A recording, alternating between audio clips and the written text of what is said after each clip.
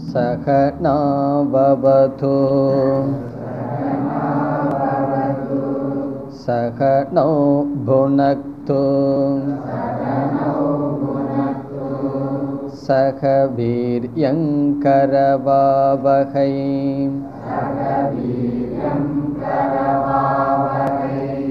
तेजस्विनावधीतमस्तु मा विद्विषावहैः।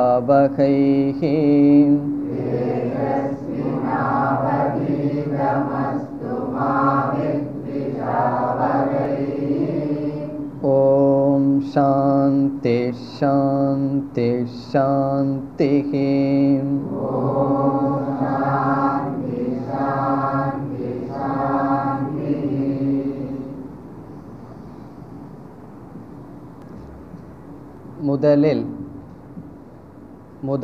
முதலாவது அத்தியாயத்தினுடைய இரண்டாவது வள்ளியின் சாரத்தை பார்ப்போம். அதை தொடர்ந்து அடுத்த வள்ளிக்கு செல்வோம். முதலாவது வள்ளியில் நச்சிகேதன் மூன்றாவது வரத்தை தான் கேட்பேன் என்று சொல்லி முடித்தான். அதை தொடர்ந்து யமதர்மராஜா முதலாவது அத்தியாயம் இரண்டாவது வள்ளி, வள்ளி என்பது பகுதி, செக்ஷன், அதில் ஸ்ரேயஸ் பிரேயஸ் என்ற தலைப்பில் ஆரம்பித்தார். நச்சிகேதனுடைய விவேகத்தை புகழ்ந்து முதல் 4 மந்திரங்கள் அமைந்தன. மந்திரம் 1 முதல் 4 வரை விவேக ஸ்துதிகி. இந்த விவேகத்தை எப்படி ஸ்துதி செய்தார்? ஸ்ரேயஸ் பிரேயஸ் என்று 2 மார்க்கங்கள் இருக்கின்றது, 2 லட்சியம், முடிவுகள் இருக்கின்றது. பிரேயஸ் என்றால் இன்பம், ஸ்ரேயஸ் என்றால் நன்மை. நம்முடைய வாழ்க்கையில் இன்பத்தை தேர்ந்தெடுக்கலாம், நன்மையை தேர்ந்தெடுக்கலாம். நன்மையை தேர்ந்தெடுப்பவர்கள் மோட்சத்தை அடைகிறார்கள், இன்பத்தை தேர்ந்தெடுப்பவர்கள் புருஷார்த்தத்திலிருந்து விழுகிறார்கள் என்று ஆரம்பித்தார். இவ்விதம் ஆரம்பித்து நீ பிரேயஸை விடுத்து ஸ்ரேயஸை தேர்ந்தெடுத்துள்ளாய் என்று நச்சிகேதனை புகழ்ந்தார் யமதர்மராஜா. இங்கு ஒரு சந்தேகம் வரலாம். ஒருவன் ஏன் 2யுமே தேர்ந்தெடுக்க கூடாது? ஸ்ரேயஸையும் தேர்ந்தெடுக்கின்றேன், பிரேயஸையும் தேர்ந்தெடுக்கின்றேன் என்றால் 4வது மந்திரத்தில் கூறினார், தூரமேதே விபரீதே விஷோச்சி. ஒரு மனிதனால் ஏதோ ஒன்றைத்தான் தேர்ந்தெடுக்க முடியும். மோட்சத்தை தேர்ந்தெடுத்தால் பிரேயஸை தேர்ந்தெடுக்க முடியாது. ஒருவன் லௌகிக சுகத்தை தேர்ந்தெடுத்தால் மோட்சத்தை ஒருவன் தேர்ந்தெடுக்க முடியாது.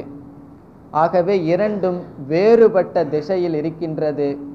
2ம் ஒரே திசையில் வெவ்வேறு இடமல்ல, வேறுபட்ட திசை, வேறுபட்ட பாதை என்று இந்த 2ல் ஒன்றைத்தான் தேர்ந்தெடுக்க முடியும்.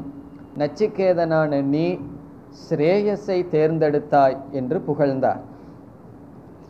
அதை தொடர்ந்து 5, 6 இந்த 2 மந்திரத்தில் பிரேயஸை தேர்ந்தெடுப்பவர்களை நிந்தனை செய்தார். பிரேயஸ் நிந்தா. ஸ்ரேயஸை தேர்ந்தெடுப்பவர்களை ஸ்துதி செய்தார் முதலில், பிறகு பிரேயஸை தேர்ந்தெடுப்பவர்களை நிந்தனை செய்தார். எப்படி நிந்தனை செய்தார்? அவித்யாயாம் அந்தரே வர்த்தமானாக, அவர்கள் அறியாமைக்குள் அமர்ந்துள்ளார்கள். அறியாமைக்குள் மட்டும் அமர்ந்திருந்தால் பரவாயில்லை, ஸ்வயம் பண்டிதம் மன்யமானாக, தன்னை அறிவுடையவர்கள் என்றும் நினைத்து கொண்டிருக்கிறார்கள் என்றெல்லாம் கூறி, அவர்கள் என்ன செய்கிறார்கள்? அதோடு அவர்கள் நின்று விட்டால் பரவாயில்லை, அந்தேனைவ நீயமானா யதாந்தாக, குருடர்களினால் வழிகாட்டப்பட்டவர்களாக அவர்கள் சென்று மற்றவர்களுக்கும் வழியை காட்டிக் கொண்டிருக்கின்றார்கள் என்றெல்லாம் நிந்தனை செய்தார். பிறகு அதை தொடர்ந்து 7 முதல் 9 வரை 7வது மந்திரத்திலிருந்து 9வது மந்திரம் வரை வேறு கருத்திற்கு வந்தார் யமதர்மராஜா. சிஷ்யன், சாஸ்திரம், குரு இந்த மூன்றும் அரியது என்ற கருத்தை வலியுறுத்தினார். இதை கேட்பவர்கள் மிக மிக குறைவானவர்கள், இதை உபதேசிப்பவர்களும் மிக மிக குறைவு. இதை பற்றி பேசுகின்ற சாஸ்திரம் இவ்வுலகில் அவ்வளவு தெரியாமல் இருக்கின்றது. இந்த சாஸ்திரம், இதை உபதேசிக்கின்ற குரு, இதை கேட்கின்ற சிஷ்யர்கள், இவர்கள் எல்லாமே ஆச்சரியம் என்று கூறினார். ஆச்சரியம் என்றால் மிக மிக ரேர், அவ்வளவு சுலபமல்ல. அதற்காக எப்படி சொன்னார்? ஸ்ரவணாயாபி பகுபிர் யோனலப்யக. இந்த ஆத்மாவானது கேட்பதற்கும் கூட பலருக்கு சந்தர்ப்பம் கிடைப்பதில்லை, கேட்டும் பலர் புரிந்து கொள்வதில்லை. இதை புரிந்து கொள்பவன் ஆச்சரியம், இதை உபதேசிப்பவர்களும் ஆச்சரியம் என்றெல்லாம் கூறினார். பிறகு இந்த மந்திரங்களிலேயே வேறொரு முக்கியமான கருத்தை கூறினார். இந்த ஞானமானது தர்க்கத்தினால் அடைய முடியாது, நம்முடைய விஞ்ஞானத்தினால், நம்முடைய அறிவினால் இதை அடைய முடியாது, சாஸ்திரத்தினுடைய துணை கொண்டுதான் அடைய முடியும் என்றும் கூறினார். சாஸ்திரத்தினுடைய துணை கொண்டு எப்படிப்பட்ட குரு உபதேசம் செய்தால் அடைய முடியும்? ஞாபகம் வைத்து கொள்ள வேண்டிய சொல் 8வது மந்திரத்தில் அனன்ய புரோக்தே கதிரத்ர நாஸ்தி. முண்டகோபனிஷத்தில் குருவினுடைய லட்சணம் வந்தது, கடோபனிஷத்தில் குருவினுடைய லட்சணம் இங்குதான் இருக்கின்றது. அனன்யக, உபதேசிக்கின்ற தத்துவத்திற்கும் தன்னுடைய வாழ்க்கைக்கும் வேறில்லாமல் இருப்பவர்கள் அனன்யக. அப்படிப்பட்ட பிரம்மனிஷ்ட ஸ்ரோத்ரியனான குருவிடம் கேட்டால் கதிரத்ர நாஸ்தி, புரியாமல் போவதை தவிர வேறு வழி கிடையாது, புரிந்துதான் ஆகும் என்று கூறினார். பிறகு தர்க்கேன மதிஹீன ஆப்பனேயா, தர்க்கத்தினால் அடைய முடியாது என்ற கருத்தெல்லாம் கூறப்பட்டது. அதை தொடர்ந்து 10, 11 இந்த 2 மந்திரத்தில் மீண்டும் விவேக ஸ்துதியானது செய்யப்பட்டது.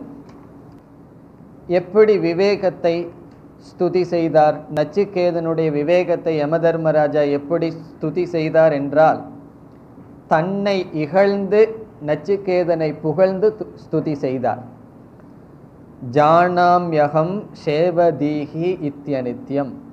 நச்சிகேதா, நான் மனித லோகத்தில் இருக்கும் பொழுது உனக்கு இருந்த வைராக்கியம் இல்லாமல் சொர்க்கத்துக்கு ஆசைப்பட்டு இந்த யாகங்களை செய்து நான் வந்தேன். ஆனால் நீ மனித லோகத்திலேயே எல்லாவற்றையும் துறந்துள்ளாய் என்று நச்சிகேதனை புகழ்ந்தார். பிறகு பிரம்மலோகம் 11வது மந்திரத்தில் வர்ணிக்கப்பட்டு, இப்படிப்பட்ட பிரம்மலோகத்தை நீ என்ன செய்தாய்? திருத்யா அத்யஸ்ராக்ஷீஹி, உறுதியுடன் இதை நீ துறந்து விட்டாய் என்று அந்த விவேகத்தில் உருவான வைராகியத்தையும் புகழ்ந்து கூறினார். 10, 11 2 மந்திரத்தில். இனி 12, 13 இந்த 2 மந்திரத்தில் ஞான சொரூபத்தையும் ஞான சாதனையும் சொல்லப்பட்டது. இந்த ஞானத்தினுடைய சொரூபம் துர்தர்ஷம் கூடமனு பிரவிஷ்டம் என்றெல்லாம், இது எப்படிப்பட்ட ஆத்ம தத்துவத்தை பற்றிய ஞானம் என்றெல்லாம் உபதேசித்தார். பிறகு இந்த ஞானத்தை எப்படி அடைய வேண்டும், ஞானத்திற்கான உபாயம் படிப்படியாக சொல்லப்பட்டது. அந்த படிகள் 3: சிரவணம், மனனம், நிதித்தியாசனம் என்கின்ற படிகள். அதை யமதர்மராஜா கூறினார்.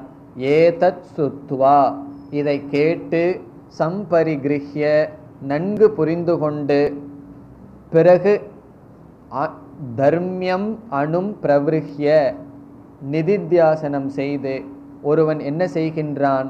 மோதனீயகும் லப்துவா மோததே, அவன் சுகித்திருக்கின்றான் என்றெல்லாம் கூறி இறுதியாக என்ன சொன்னார்?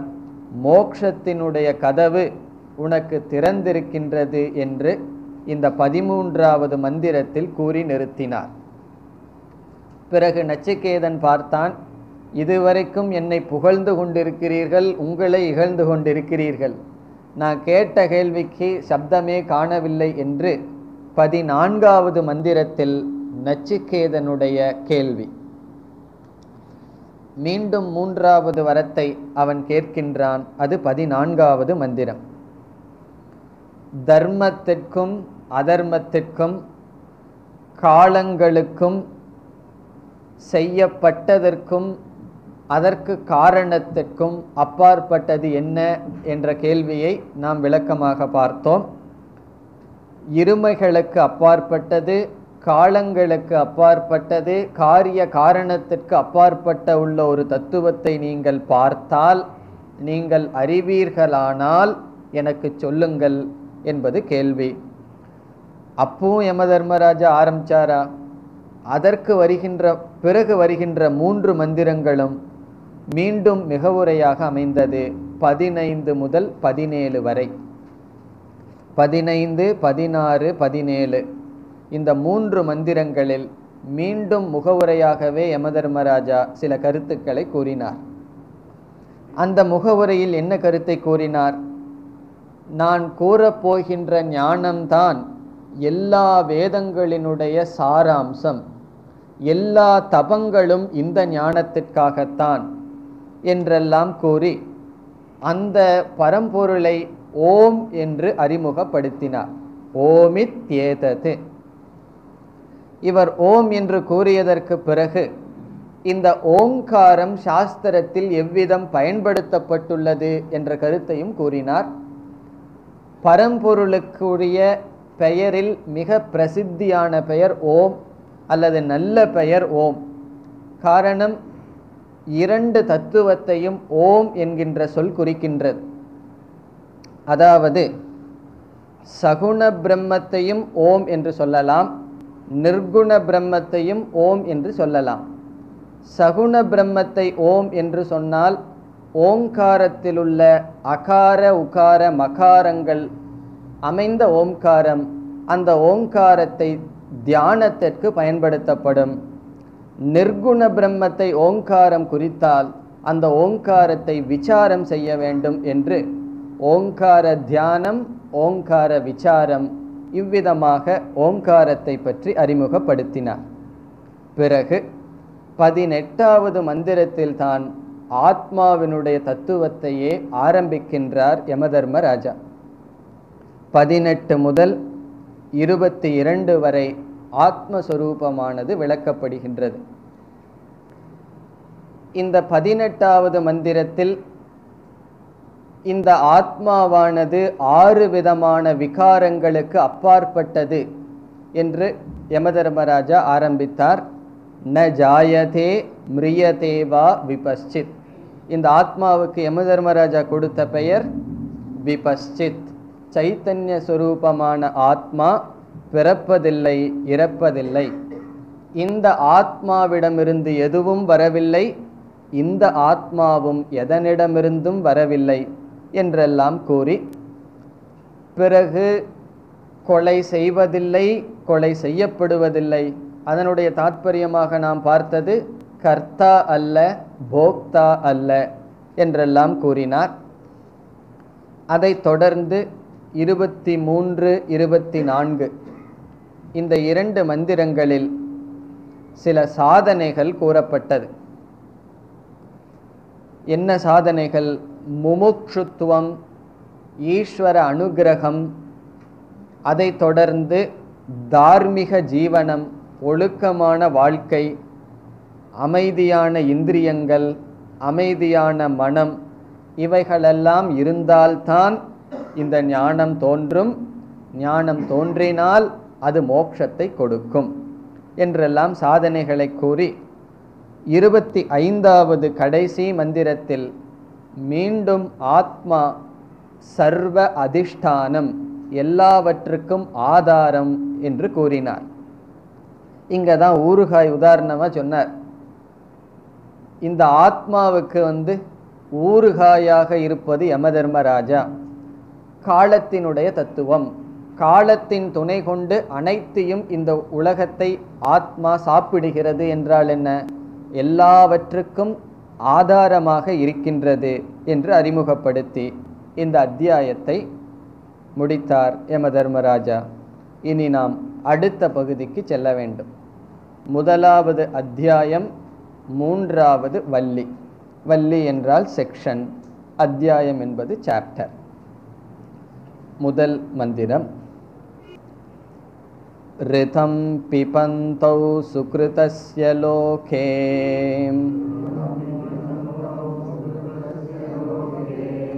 குஹாம் பிரவிஷ்டௌ பரமே பரார்த்தே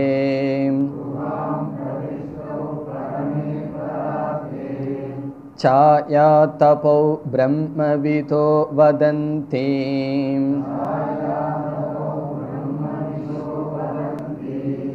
பஞ்சாக்னயோ ஏ ச த்ரிநாசிகேதாஹ.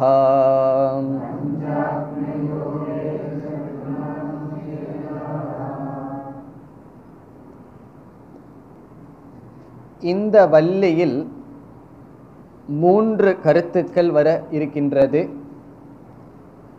முதல் கருத்து சாதனைகள். இரண்டாவதாக வர இருக்கின்ற கருத்து ஆத்மஸ்வரூபம். மூன்றாவதாக வருவது ஞான பலன். இந்த 3 கருத்துக்களை இந்த முழு பகுதி கொண்டுள்ளது. சாதனைகள், ஆத்மஸ்வரூபம், ஆத்மாவை பற்றிய விளக்கம், பிறகு இந்த ஞானத்தினால் அடையப்படுகின்ற பலன். ஏற்கனவே கூறப்பட்டதுதான், மீண்டும் வருகின்றது. இருப்பினும் இந்த அத்தியாயம் சாதன பிரதானம். இங்கு சாதனைகள் தான் அதிகமாக வருகின்றது. இந்த முழு அத்தியாயமே, அத்தியாயம் என்றால் இங்கு வள்ளி, இந்த முழு பகுதியுமே சாதனைகள் தான் அதிகமாக வருகின்றது. முதல் 9 மந்திரங்கள் சாதனைகளாகவே அமைகின்றது. இந்த மந்திரத்திலிருந்து 9வது மந்திரம் வரை சாதனைகளுக்காகவே செலவிடப்பட்ட மந்திரங்கள். சாதனைகள் என்றால் என்னென்ன தகுதிகள் நமக்கு இருந்தால் இந்த ஞானத்தை நாம் அடைய முடியும். உபனிஷத்தில் பார்த்தோம் அப்படின்னா திரும்ப திரும்ப சாதனைகளே சொல்லப்பட்டு கொண்டிருக்கின்றது. பிறகு இந்த சாதனைகளை தொடர்ந்து ஆத்ம தத்துவம் வருகின்றது. இறுதியாக பிரயோஜனம் பலஸ்ருதி வரும். இங்கு சாதனை எவ்விதம் கூறப்படுகின்றது என்றால், நம்முடைய வாழ்க்கையை ஒரு பயணமாக கற்பனை செய்யப்படுகின்றது.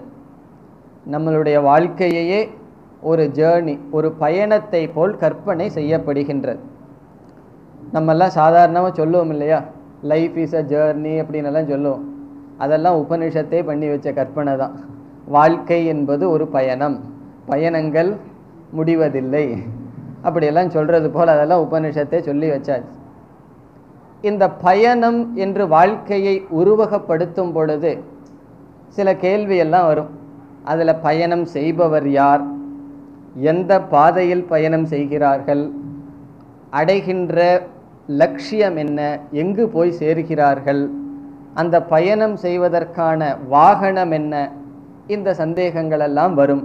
இதெல்லாம் சொன்னாதான் பயணம்ங்கிற கற்பனையானது பூர்த்தியாகும். இதில் தான் ரத கல்பனை வருகின்றது. நம்மளுடைய சரீரத்தை யமதர்மராஜா ரதத்திற்கு, அந்த காலத்தில் ரதம் தான் இருந்திருக்கு, ரதத்திற்கு உதாரணமாக சொல்லப்படுகின்றது. தேர், பிறகு குதிரைகளெல்லாம் இந்திரியங்கள், இவ்விதம் ஒரு கற்பனை வர இருக்கின்றது. இந்த கற்பனையின் மூலமாக இந்திரிய கட்டுப்பாடு, மனக்கட்டுப்பாடு, புத்தி விவேகத்தினுடைய தேவை, இவைகளெல்லாம் வலியுறுத்தப்படுகின்றது. இதெல்லாம் ஏன் செய்யணும் அப்படின்னு ஒரு கேள்வியை கேட்டு சங்கரர் ரொம்ப சிம்பிளாக பதில் சொல்கிறார். அப்போ தான் நமக்கு புரியும். அதற்காக உபனிஷத் இவ்விதம் கற்பனை செய்கிறது. நாம் எளிதில் புரிந்து கொள்வதற்காக இந்த கற்பனையானது செய்யப்படுகின்றது. இந்த கற்பனையின் மூலமாக நமக்கு சாதனைகள் தான் கிடைக்கின்றது. இங்கே கற்பனை முக்கியமல்ல, அதிலிருந்து என்னென்ன சாதனைகள் நமக்கு தேவை என்பதுதான் முக்கியம். கற்பனையும் மிக அழகாக செய்யப்படுகின்றது. அதில் முதலில் யாரை அறிமுகப்படுத்த வேண்டும்? பயணம் செய்கின்ற ஜீவாத்மாவை அறிமுகப்படுத்த வேண்டும். அந்த ஜீவாத்மாதான் இந்த மந்திரத்தில் அறிமுகப்படுத்தப்படுகின்றது. முதல் மந்திரத்தில் ஜீவாத்மா அறிமுகப்படுத்தப்படுகின்றது. பிறகு அடுத்த மந்திரத்தில் அந்த ஜீவாத்மா அடையப்படுகின்ற லட்சியம், ஒரு பயணம் செய்தால் அந்த பயணத்தினுடைய முடிவு அறிமுகப்படுத்தப்படும். அதற்கான பாதை அடுத்த மந்திரத்தில் அறிமுகப்படுத்தப்படும். இந்த மந்திரத்தில் பயணம் செய்பவன் ஜீவாத்மா அறிமுகப்படுத்தப்படுகின்றது. இந்த ரெண்டு மந்திரத்தில் பயணம் செய்கின்ற ஜீவாத்மா, அவன் அடைகின்ற முடிவு, பிறகு மார்க்கம், இவைகள் அறிமுகப்படுத்தப்படும். மூன்றாவது மந்திரத்திலிருந்து அந்த ரத கல்பனை வரும். உடலை தேர், இந்திரியங்களை குதிரைகள், இப்படிப்பட்ட கற்பனையில் சில சாதனைகள் தொடர இருக்கும். இந்த முதல் மந்திரத்தில் ஜீவாத்மா பயணம் செய்பவன் என்று அறிமுகப்படுத்துவதோடு பரமாத்மாவும் சேர்ந்தே அறிமுகப்படுத்தப்படுகிறது. காரணம் என்ன? ஜீவாத்மா மட்டும் பரமாத்மாவை விடுத்து இருக்க முடியாது. ஆகவே யமதர்மராஜா ஜீவாத்மாவோடு பரமாத்மாவையும் சேர்த்தே அறிமுகப்படுத்துகின்றார். காரணம் என்னவென்றால், இந்த ஜீவாத்மா கடைசியில் அடைய வேண்டியது யாரைன்னு சொன்னான். ரொம்ப தூரம் டிராவல் பண்ணி நம்ம யாரை அடையிறோம்னா நம்மளையே அடையிறோம். ரொம்ப தூரம் கஷ்டப்பட்டு பயணம் செய்து கடைசியில் எதை அடையிறோம்? கடைசியில் இன்பத்தை எங்கே இருக்குன்னு கண்டுபிடிக்கிறோம், நம்மிடமே இருக்கின்றது. ஆனந்தத்துக்காக தேடி அலைந்து ஆனந்த சொரூபி அகம்னு புரிஞ்சுக்கிறோம். ஆகவே அந்த பரமாத்மாவும் சேர்ந்து இங்கு அறிமுகப்படுத்தப்படுகின்றது. இங்கு எப்படி அறிமுகப்படுத்துகிறார் என்றால், இந்த பரமாத்மாவும் ஜீவாத்மாவும் இந்த ஷரீரத்தில் நுழைந்திருக்கிறார்கள் என்று அறிமுகப்படுத்துகிறார். முண்டகோபனிஷத்தில் துவா சுபர்ணா என்று ஒரு உதாரணம் சொல்லப்பட்டது. ஒரு மரத்தில் 2 பறவைகள் அமர்ந்துள்ளது. ஒன்று பழங்களை கொத்தி சாப்பிடுகின்றது, இனியொரு பறவை பேசாமல் இருக்கின்றது, சாட்சியாக இருக்கின்றது என்று சொல்லப்பட்டது. அந்த மரம் ஷரீரம் என்று அந்த உபநிஷத்தில் பார்த்தோம். அதே போல இந்த ஷரீரத்தில் 2 தத்துவங்கள், 2 பேர் நுழைந்துள்ளார்கள். ஒன்று ஜீவாத்மா, இனி ஒன்று பரமாத்மா. உடனே நமக்கு சந்தேகம் வரும், இவ்வளவு நேரம் அத்வைதம் அத்வைதம்னு சொல்லிட்டு திடீர்னு ஜீவாத்மா பரமாத்மா 2 பேர் உள்ள போயிருக்காங்களே, என்னாச்சு உங்க அத்வைதம்னா? இங்க உபனிஷத் அந்த ஜீவாத்மாவும் பரமாத்மாவும் எப்படிப்பட்டவர்கள் என்றால் சாயா தபௌ என்று கூறுகின்றது. சாயா என்றால் டீ, சாயா, சாயா என்றால் நிழல், ஆதபக என்றால் சூரியன், வெயில். அதாவது ஒளியும் நிழலும் போல ஜீவாத்மாவும் பரமாத்மாவும் இந்த ஷரீரத்திற்குள் நுழைந்துள்ளார்கள் என்று சொல்லப்படுகிறது. இந்த மந்திரத்தில் 2வது வரியில முதல் சொல்ல பார்த்தீங்கன்னா சாயா தபௌ அப்படின்னு இருக்கு. அத சாயா தபௌன்னு பிரிக்கூடாது. சாயா ஆதபௌ. ஆதபக என்றால் வெளிச்சம், ஒளி. சாயா என்றால் அதனுடைய ஷேடோ, நிழல். சாயா தபௌ. சாயா தபௌ என்றால் ஒளிக்கும் நிழலுக்கும் உதாரணமாக சொல்லப்படுகின்ற ஜீவாத்மாவும் பரமாத்மாவும் இந்த ஷரீரத்திற்குள் நுழைந்துள்ளது, இந்த ஷரீரத்தில் இருக்குன்னு சொல்ற. இங்கு பரமாத்மாவை அறிமுகப்படுத்தினாலும் யமதர்மராஜாவினுடைய நோக்கம் அந்த ஜீவாத்மாவை அறிமுகப்படுத்தணும். அப்படி அறிமுகப்படுத்தும் பொழுதே அது சாயைக்கு நிகர், அது நிழலுக்கு சமம் என்று அறிமுகப்படுத்துகின்றார். இனி முதல் வரிக்கு வருவோம். ரிதம் பிபந்தௌ, இந்த ஷரீரத்திற்குள் நுழைந்து இந்த ஜீவாத்மா என்ன செய்து கொண்டிருக்கின்றான்? பிபந்தௌ என்றால், பிபதி அப்படின்னா குடிக்கிறதுன்னு அர்த்தம். இந்த இடத்துல பிபந்தௌ என்றால் அனுபவித்தல், எக்ஸ்பீரியன்சிங் என்று பொருள், அனுபவித்தல். இந்த ஷரீரத்திற்குள் ஜீவாத்மா நுழைந்து எதை அனுபவித்துக் கொண்டிருக்கின்றான்? ரிதம்.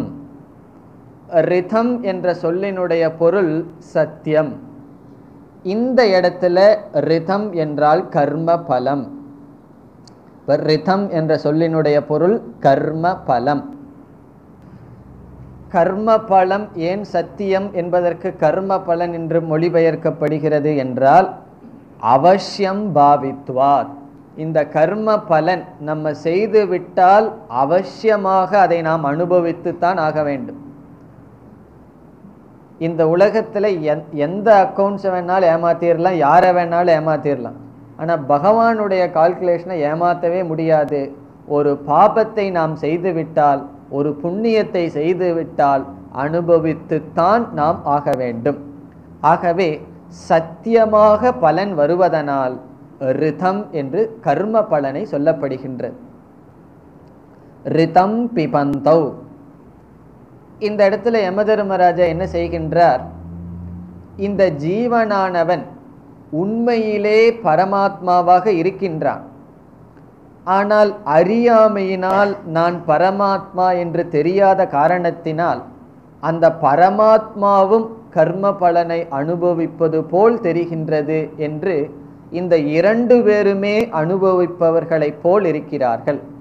இப்போ பரமாத்மாவும் ஜீவாத்மாவோட சேர்ந்து கர்ம பலனை அனுபவிக்கிற மாதிரி காட்சி அளிக்கின்றதாம். யாருடைய கர்ம பலனை அனுபவிக்கிறார்கள்? சில சமயங்களில் நம்ம என்ன சொல்லுவோம்? உன்னோட கர்ம வினையை நான் அனுபவிச்சுட்டு இருக்கிறேன்னு சொல்லிட்டு இருப்போம். உபனிஷத் தெளிவாக்குகின்றது, அவரவர்களுடைய கர்ம பலனைத்தான் அவரவர்கள் அனுபவிக்கிறார்கள். இப்போ யாரோட சம்பந்தம் வச்சு அதனால கஷ்டம் வந்ததுன்னா அது அவங்களுக்கு கர்ம பலன் அல்ல, நம்ம பலன். அவங்களோட சேர்ந்து கஷ்டப்படணுமோ அல்லது சந்தோஷப்படணுமோங்கிறது. ஆகவே கர்ம பலன் எப்படிப்பட்டது? சுக்ருதஸ்ய. சுக்ருதஸ்ய என்றால் ஸ்வயம் கிருதஸ்ய, தன்னால் செய்யப்பட்ட கர்ம பலனை அனுபவித்து கொண்டு. இங்கு சுக்ருதம் என்றால் ஸ்வயம் கிருதம், தன்னால் செய்யப்பட்டது. சாதாரணமா சுக்ருதம்னா புண்ணியம்னு ஒரு அர்த்தம் இருக்கு. கிருதம் என்றால் செய்யப்பட்டது, சுக்ருதம் என்றால் புண்ணியம். இந்த இடத்துல சு என்றால் புண்ணியம்ங்கிற அர்த்தம் அல்ல, ஸ்வயம் என்று பொருள். ஆகவே ஸ்வயம் கிருதம் என்றால் தன்னால் செய்யப்பட்டது என்ன? பாபம் புண்ணியம். தன்னால் செய்யப்பட்ட பாபத்தையும் புண்ணியத்தையும் பிபந்தௌ அனுபவித்து கொண்டு. இந்த சுக்ருதஸ்யங்கிற வார்த்தையை ரிதம்ங்கிற வார்த்தையோடு சேர்த்தி கொள்ள வேண்டும். சுக்ருதஸ்ய ரிதம், தன்னால் செய்யப்பட்ட தன்னால் செய்யப்பட்ட கர்ம பலனை. தன்னால் செய்யப்பட்ட கர்ம பலன் பாபரூபம் புண்ணிய ரூபம். பாப புண்ணிய ரூபமான கர்ம பலத்தை பிபந்தௌ அனுபவித்து கொண்டு. எங்கு? லோகே. இந்த இடத்துல லோகே என்றால் ஷரீரே, ஷரீரத்தில். இதற்கு பிறகு இந்த இரண்டு மந்திரத்தில் ஒவ்வொரு சொல்லும் டிக்ஷனரியில் இருக்கிற சொல்லுக்கும் இந்த உபனிஷத் பேசுகிற அர்த்தத்துக்கு சம்பந்தமே கிடையாது. நம்மளாக படித்தோம் அப்படின்னா தலையும் புரியாது, காலும் புரியாது, நடுவில் இருக்கிறதும் புரியாது, ஒன்றுமே புரியாது. காரணம் என்ன? சாதாரணமாக லோகம்னா உலகம், இந்த இடத்துல லோகம் என்றால் ஷரீரம், ஷரீரே. ரிதம்னா சத்தியம், இந்த இடத்துல கர்ம பலன். டிக்ஷனரி மீனிங் படி டிரான்ஸ்லேட் பண்ணோம்னா என்ன ஆகும் தெரியுமோ? சுக்ருதத்தினுடைய சத்தியத்தை உலகத்தில் குடித்து கொண்டு. இதில் என்ன அர்த்தம் நமக்கு கிடைக்குது? சத்தியத்தை உலகத்தில் குடிச்சிட்டு இருக்கிற மாதிரி அர்த்தம் கிடைக்கும். ஆகவே குடித்து கொண்டுனா அனுபவித்து கொண்டு, கர்ம பலனை தான் செய்யப்பட்ட கர்ம பலனை ஷரீரத்திலிருந்து அனுபவித்து கொண்டு. லோகே என்றால் ஷரீரத்தில், ஸ்தூல ஷரீரத்தில். பிறகு இந்த ஜீவாத்மாவும் பரமாத்மாவும் எந்த இடத்தில் இருக்கின்றது? எங்கு போய் பார்த்தால் இந்த ஜீவாத்மாவையும் பரமாத்மாவையும் கண்டுகொள்ளலாம்? குஹாம் பிரவிஷ்டௌ. பல முறை நம்ம பார்த்த சொல் குஹா என்றால் புத்தி, மனம், அந்தக்கரணம். குகையில் பிரவிஷ்டௌ, அவர்கள் நுழைந்துள்ளார்கள், புத்தியில் நுழைந்துள்ளார்கள். யார்? ஜீவாத்மாவும் பரமாத்மாவும். எப்படிப்பட்ட புத்தி? பரமே பரார்த்தே. பரமே என்றால் மேலான, பரார்த்தம் என்றால், இங்க பரார்த்தம் என்ற சொல்லுல ரெண்டு சொல் இருக்கு, பரம் அர்த்தம். பர என்றால் பிரம்மத்தினுடைய, அர்த்தம் என்றால் ஸ்தானம், பிரம்மத்தினுடைய ஸ்தானம். அந்த சேர்ல வேற யாராவது உட்கார்ந்தா ஒரு கோபம் வந்துடும், இது நான் உட்கார்ற சேர்னு சொல்லுவேன். இப்போ ஒவ்வொருத்தருக்கும் ஒவ்வொரு ஸ்தானம் இருக்கின்ற இடம் இருக்கும். அப்படி இந்த பரமாத்மாவினுடைய இடம் என்ன அப்படின்னா புத்தி. அது பரமாத்மாவினுடைய இடம்ங்கிறதுனால அது மிகவும் மேலான உயர்ந்த இடம். இப்போ மேலான ஒருவர்கள் அமர்ந்துள்ள ஸ்தானத்தையே நாம் பூஜிப்போம். சில பெரிய மகான்களுடைய பாதுகையையே நம்ம பூஜை அறையில் வச்சுக்கிறோம். காரணம் என்ன? பெரியவர்கள் பயன்படுத்திய இடம் அது, அந்த இடத்துக்கே மகிமை வருது, அந்த ஊருக்கே மகிமை வரும். இப்போ திருவண்ணாமலைக்கு போனோம்னு சொன்னால் அந்த ஊரையே நாம் ஏன் மதிக்கிறோம்? அங்கே ஒரு மகான் இருந்ததனால். ஆகவே அந்த அதுபோல பரம்பொருள் இருக்கின்ற புத்தி இங்கு உயர்வாக சொல்லப்படுகின்றது. மேலான பரம்பொருளினுடைய ஸ்தானம் புத்தி. அந்த புத்தியில் நுழைந்துள்ளார்கள். யார்? பரம்பொருளும் ஜீவாத்மாவும். அது அந்த பரம்பொருளும் ஜீவாத்மாவும் எதற்கு உதாரணமாக சொல்லப்படுகின்றது? சாயா தபௌ. இரண்டாவது வரிக்கு வந்தால் சாயா தபௌ, நிழல், நிஜம். நிழல் இந்த இடத்துல எதுக்கு புரிஞ்சுக்கணும்? யாரு சாயா, யாரு ஆதபக? ஜீவாத்மா சாயா. அதனாலதான் எப்போ பார்த்தாலும் டீ காபியே குடிச்சிட்டு இருக்கார்கள். சாயா. ஆதபக என்றால் என்ன? சூரியன் அல்லது வெளிச்சம், ஒளி, சத்தியம், அந்த பரம்பொருள். இது யார் இப்படி சொல்கிறார்கள் சாயா தபோ என்று? இப்படியெல்லாம் யார் பேசுகிறார்கள்? பிரம்மவிதோ வதந்தி. இந்த முதல் வரியில என்ன கருத்து சொல்லப்பட்டதோ இப்படியெல்லாம் யார் பேசுகிறார்கள்? பிரம்மவிதக, பிரம்மத்தை அறிந்தவர்கள், வதந்தி, கூறுகிறார்கள். யமதர்மராஜனுடைய பணிவு. அவர் சொல்றார், இதெல்லாம் நான் சொல்லல, ஜீவாத்மாவும் பரமாத்மாவும் சரீரத்தில் போய் இந்த ஜீவாத்மா சுகதுக்கங்களை எல்லாம் அனுபவிச்சுட்டு இருக்காங்கன்னு நான் சொல்லல, அல்லது இந்த ஜீவனும் பரமனும் நிழலுக்கும் ஒளிக்கும் உதாரணமாக நான் கூறவில்லை, பிரம்மத்தை அறிந்தவர்கள் கூறுகிறார்கள். நானும் பிரம்மத்தை அறிஞ்சதுனால நானும் சொல்கின்றேன். ஆகவே பிரம்மவிதக வதந்தி, பிரம்மத்தை அறிந்தவர்கள் இவ்விதம் இந்த ஷரீரத்தில் ஒரு ஜீவன் இருந்து கொண்டு சுகதுக்கங்களை அனுபவிக்கின்றான் என்று கூறுகிறார்கள். இந்த மந்திரத்தினுடைய மைய கருத்து என்னவென்றால், இந்த ஷரீரத்துல ஜீவன் ஒருத்தன் இருக்கான், பரமாத்மா என்று ஒரு தத்துவம் இருக்கின்றது. இதை பிரம்ம வித்துக்கள், பிரம்மத்தை அறிந்தவர்கள் இவ்விதம் வதந்தி என்றால் பேசுகிறார்கள். பிறகு பிரம்மத்தை அறிந்தவர்கள் மட்டும் பேசுவதில்லை, பிரம்மத்தை அறியாதவர்களும் கூட இதை ஏற்றுக்கொள்கிறார்கள். ஆனால் வைதிகர்களாக இருக்க வேண்டும், கர்மகாண்டிகளாக இருக்க வேண்டும், அவர்களும் இதை ஏற்றுக்கொள்வார்கள்.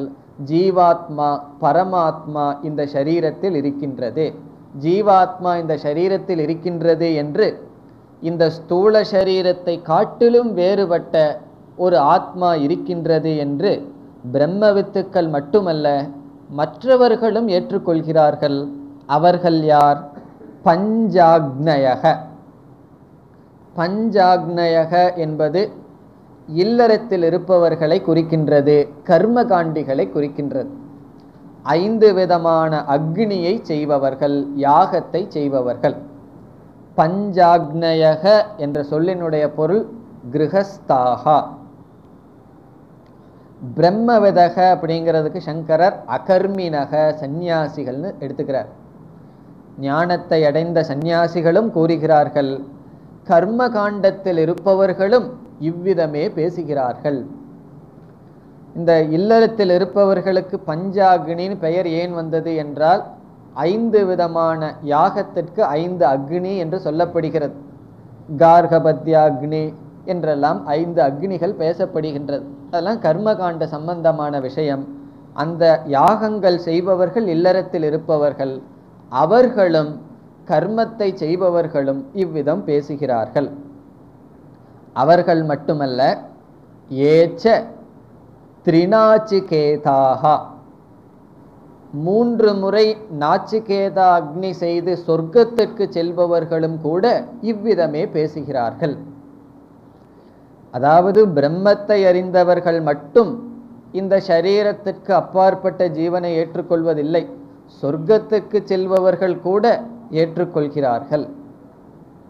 அவர்கள் அதை ஏற்றுக்கொண்டால்தான் சொர்க்கத்துக்காக யாகத்தை செய்ய முடியும்.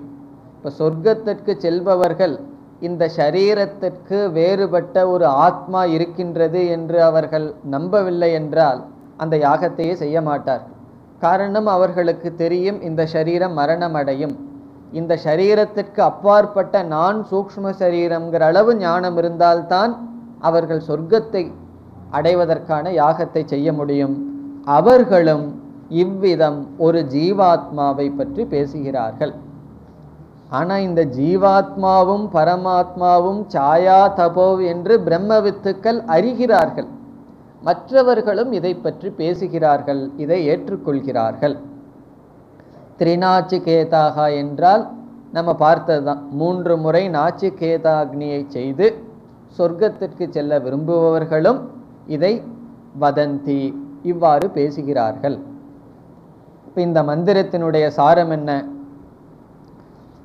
2 விருத்த தர்மமான தத்துவமானது இந்த சரீரத்திற்குள் நுழைந்துள்ளது. அதற்கு சங்கரர் விளக்கம் கொடுக்கையில், சாயா தபோ என்பதற்கு எப்படி வேறுபட்ட தன்மை என்றால் சம்சாரித்துவ அசம்சாரித்துவம் என்று கூறுகின்றார்.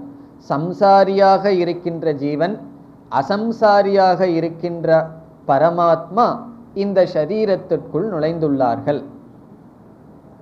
இந்த இடத்துல ஒரு சந்தேகம் நமக்கு வரலாம்.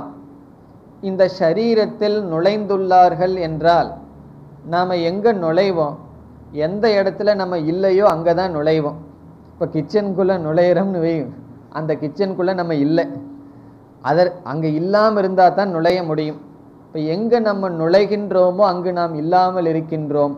அப்போ பரம்பொருள் நுழைகின்றது என்றால் என்ன பொருள்? இதை நாம் எப்படி புரிந்து கொள்ள வேண்டும் என்றால், இந்த பிரவேசம் என்பது அந்த பரம்பொருளை அறிகின்ற ஸ்தானம். பரம்பொருளை அறிகின்ற ஸ்தானம், அங்கு போனால் பரம்பொருள் இருக்கும் என்றுதான் பொருள். இப்போ உதாரணமாக ஒருவர் உங்களுடைய வீட்டில் ஒருவரை கேட்குறார், அண்ணனையோ தம்பியோ எங்கே அப்படின்னு சொல்லி. நீங்கள் என்ன சொல்கிறீர்கள்? ஒரு அறையை காட்டி அந்த அறைக்குள்ளே அவர் நுழைந்தார் என்று சொல்கிறீர்கள். அதனுடைய பொருள் என்ன? அந்த அறைக்குள் அவர் போனார் என்றால் நீங்களும் அந்த அறைக்குள் சென்றால் அவரை பார்க்கலாம். இப்போ அந்த அறைக்குள் நுழைந்துள்ளார் என்று சொன்னால் அதனுடைய பொருள் அந்த அறையில் அவர் அவைலபிள், அவர் இருக்கிறார். அதே போல சாஸ்திரம் நுழைகிறது என்பது அதனுடைய பொருள் அங்கு அறியப்படுகின்றது. இந்த புத்தியில் சைத்தன்யத்தினுடைய பிரதிபிம்பம் தோன்றுவதனால் அங்குதான் பரம்பொருள் அறியப்படும். ஆகவே பிரவேசக என்றால் உபலப்தி ஸ்தானம், அறியப்படுகின்ற இடம் என்று புரிந்து கொள்ள வேண்டும். இதில் ஜீவனும் பரமனும் கர்ம பலத்தை அனுபவிப்பது போல் சொல்லப்படுகின்றது. எப்படி புரிந்து கொள்ள வேண்டும்? ஜீவன் உண்மையில் அனுபவிக்கின்றான், பரம்பொருள் அந்த அனுபவிப்பது ஏற்றுவிக்கப்படுகின்றது அறியாமையினால். இப்போ இந்த மந்திரத்தில் யமதர்மராஜா யாரை அறிமுகப்படுத்தினார்? ஜீவாத்மா, டிராவலர், பயணியை அறிமுகப்படுத்தி விட்டார். இனி பயணிகள் எங்கு செல்ல வேண்டும் என்கின்ற லட்சியம், முடிவு, பயணிகள் செல்கின்ற மார்க்கம், இந்த இரண்டையும் இரண்டாவது மந்திரத்தில் அறிமுகப்படுத்துகின்றார். அடுத்த மந்திரம் யஸ்ஸேதுரீஜானானாம்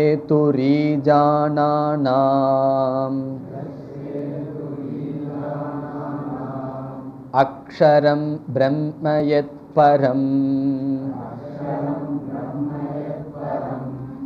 அபயம் திதீர்ஷதாம் பாரம் நாச்சிகேதகும் ஷகேமஹீம்.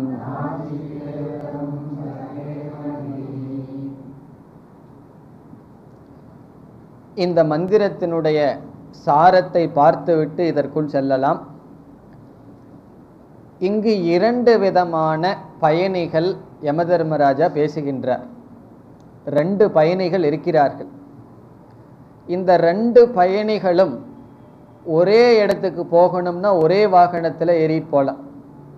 ஒருவர் ஒரு பக்கம் போக விரும்புகிறார், இனியொருவர் இனியொரு பக்கம் போக விரும்புகிறார். அவர்கள் இரண்டு பயணிகள் போய் சேர வேண்டிய இடம் வேறாக இருக்கின்றது. அவர்கள் ஒரே வாகனத்தில் வர முடியுமா?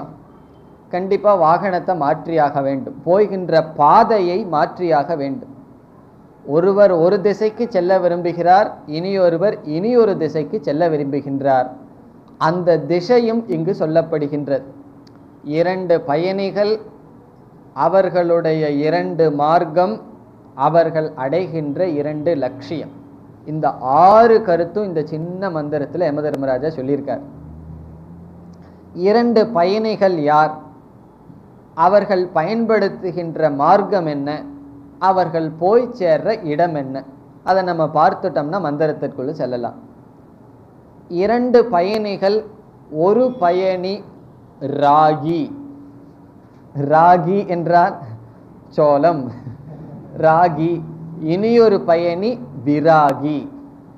ராகி என்றால் ஆசையை உடையவன், லௌகிக சுகத்தில் நாட்டத்தை உடையவன், பிரேயஸை விரும்புபவன். ராகக என்றால் பற்று, அந்த பற்றை உடையவன். அல்லது கர்மகாண்டி அப்படின்னு சொல்லலாம். கர்மகாண்டிங்கிறத வேண்டாம், ராகின்னு வச்சுக்குவோம். ஆசையை உடையவன். இனியொருவன் யார்? இனியொரு பயணி யார்? விராகி, ஆசை அற்றவன், இந்த லௌகிக சுகத்திலிருந்து விடுபட்டவன், வைராகியத்தை உடையவன். இரண்டு பேரும் ஒரே ஸ்கூட்டரில் போக முடியுமா? அவர்கள் வித்யா விலாசத்துக்கு திருப்புவார் ஒருவர், ஒருவர் ஈகா தேட்டருக்கு திருப்புவார். எப்படி ஒரே ஸ்கூட்டரில் போக முடியும்? முடியாது. மாறி வேற பாதையைத்தான் எடுத்தாகணும். ஒருவர் ஒரு இடத்துக்கு போக விரும்புகிறார், ராகி. விராகி இனி ஒரு இடத்துக்கு போகும்போது அவருடைய மார்க்கம் என்ன? ராகியினுடைய மார்க்கம் கர்ம மார்க்கம், வேதத்தினுடைய கர்மகாண்டம், யக்ஞம், யாகம், ஹோமம் முதலியவைகள். இப்போ ராகியினுடைய மார்க்கம் கர்மம், விராகியினுடைய மார்க்கம் பிரம்ம மார்க்கம், ஞான மார்க்கம். அதனால தான் ஞான காண்டம் விராகியினுடைய மார்க்கம். இப்போ மார்க்கம் என்ன?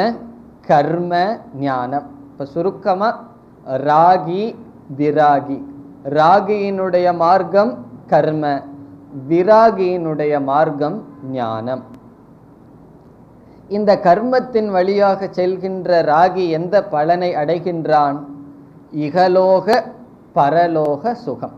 இந்த உலகத்தில் ஏதாவது சுகத்தை அனுபவிக்கலாம், பொருளை அடையலாம், அல்லது இறந்ததற்கு அப்புறம் சொர்க்கத்திற்கு செல்லலாம்.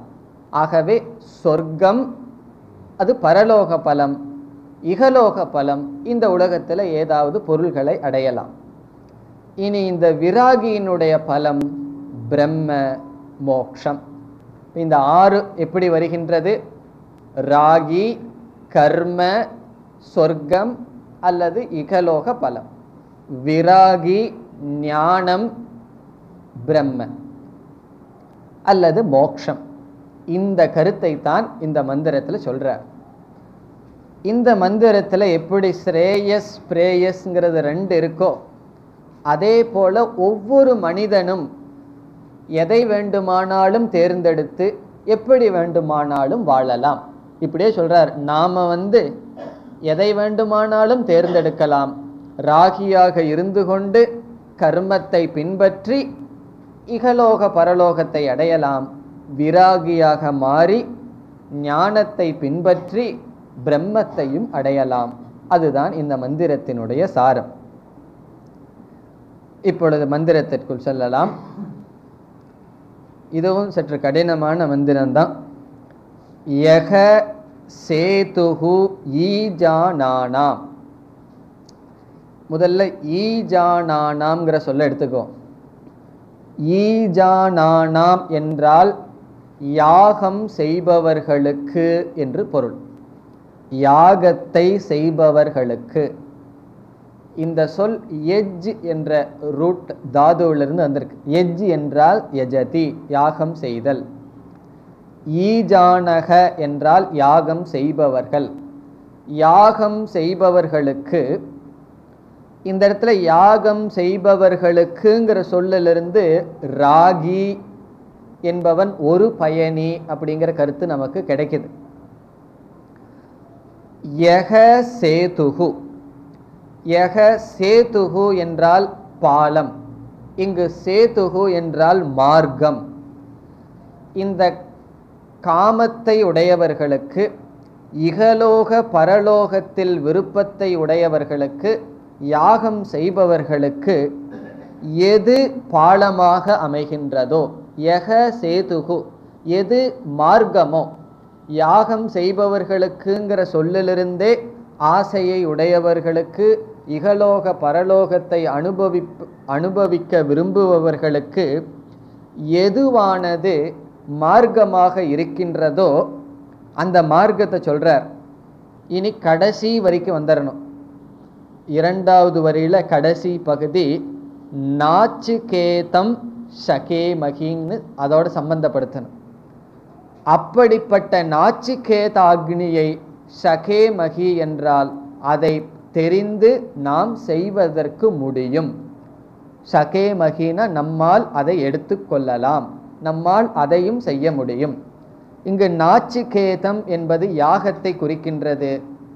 யாகம் செய்பவர்களுக்கு, இகலோக பரலோகத்தில் விருப்பம் உடையவர்களுக்கு எது மார்க்கமாக இருக்கின்றதோ அந்த நாச்சிகேத அக்னியை நம்மால் செய்ய முடியும்.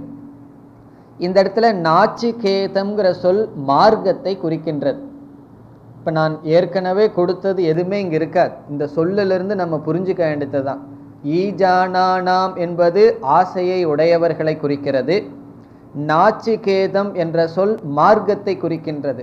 என்ன மார்க்கம்? யாகத்தை. ஷகேமகி என்றால் ஷக்னுயாம, அதை நாம் எடுத்துக்கொள்ளலாம். இந்த இடத்துல அந்த யாகத்தை எப்படி செய்யணும், எப்படி அந்த யாகத்தை பற்றிய அறிவை அடைந்து அதை செய்வதும் நம்மால் முடியும். ஷகேமகினா possible, we can take to, நம்மால் அதையும் எடுத்துக்கொள்ளலாம். ஆசையை உடையவர்களுக்கு எது மார்க்கமாக இருக்கின்றதோ அந்த மார்க்கத்தை நாம் எடுத்துக்கொள்ளலாம். அதுதான் இதனுடைய மொழிபெயர்ப்பு. ஆசையை உடைய யாகம் செய்பவர்களுக்கு எந்த நாச்சிகேதம் என்கின்ற யாகமானது அவர்களுடைய குறிக்கோளான இகலோக பரலோகத்திற்கு சாதனமாக இருப்பதை நாம் எடுத்துக்கொள்ளலாம். இனி இது முதல் வரி முடிஞ்சாச்சு. ராகி, கர்ம, இகலோக பரலோக பலம். இந்த இடத்துல இகலோக பரலோக பலம் சொல்லவில்லை, நம்ம சேர்த்தி கொள்ளணும். காரணம் என்ன? இந்த யாகத்தினுடைய பலன் சொர்க்கமோ அல்லது லௌகிக சுகமோ, இக பரலோக சுகம். அதற்கான மார்க்கம் கர்ம என்பது நாச்சிகேதம் என்ற சொல்லிலிருந்து கிடைக்கின்றது. ஈஜானானாம் என்ற சொல் இந்த யாகத்தை செய்ய விரும்புபவர்கள், அவர்களுக்கு மார்க்கமாக இருக்கின்ற கர்மத்தை நாம் எடுத்துக்கொள்ளலாம். இனி இரண்டாவது வரி. இரண்டாவது யார்? விராகி, ஞானம், மோக்ஷம். அந்த மோக்ஷத்தை இரண்டாவது வரியில முதல்ல பார்ப்போம். அபயம் திதீர்ஷதாம் பாரம். பாரம் என்றால் அடுத்த கரை, அதர் ஷோர், அடுத்த கரை. திதீர்ஷதாம் என்றால் தாண்ட விரும்புபவர்கள், தாண்ட விரும்புபவர்கள் திதீர்ஷதாம்.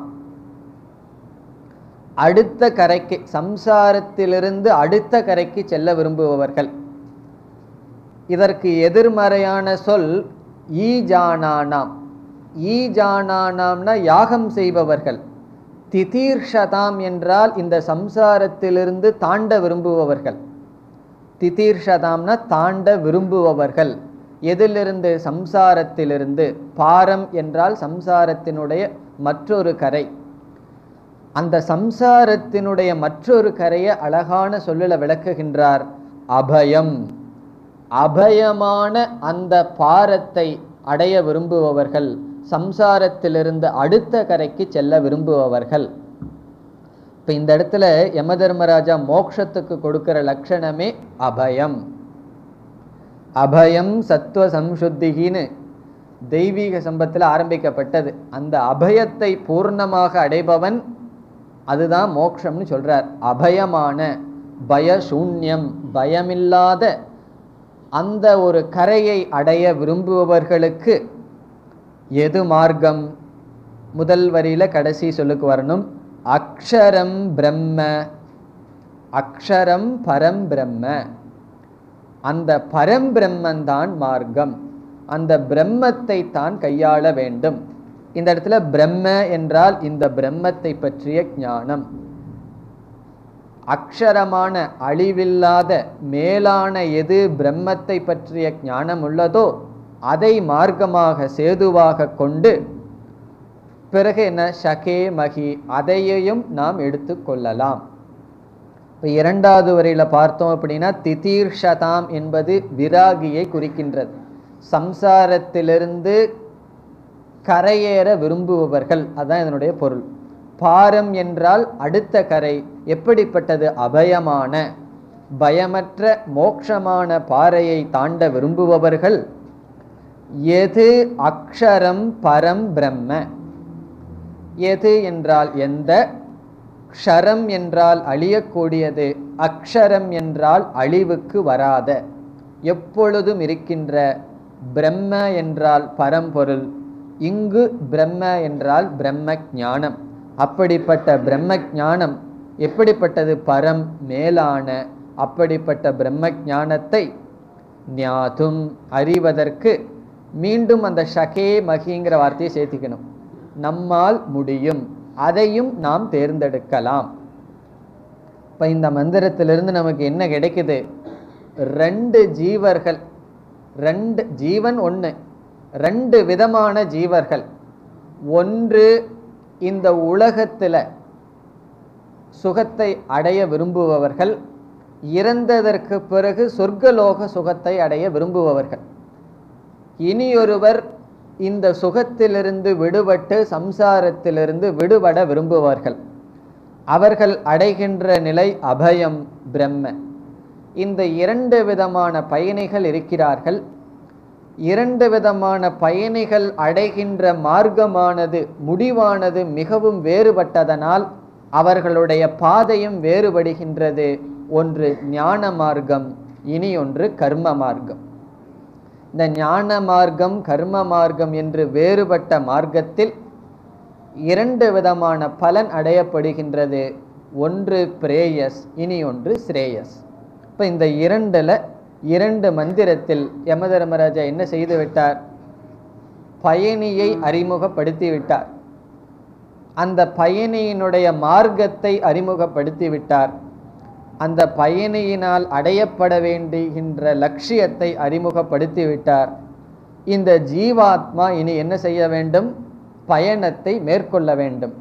அவன் எப்படி பயணம் செல்கின்றான்? பயணம் செல்ல வேண்டும் என்றால் வாகனம் தேவை. அந்த கருத்துக்கள் எல்லாம் அடுத்த மந்திரத்தில் வருகின்றது. மூன்றாவது மந்திரம். ஆத்மானம் ரதினம் வித்தீம்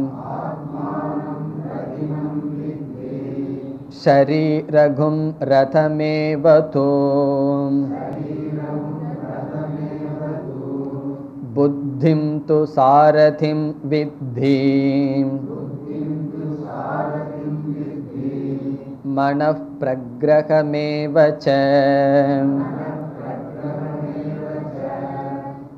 इन्द्रियाणि हयानाहुः विषयागुंस्तेषु गोचरान् आत्मेन्द्रियमनोयुक्तं भोक्तेत्याहुर्मनीषिणः।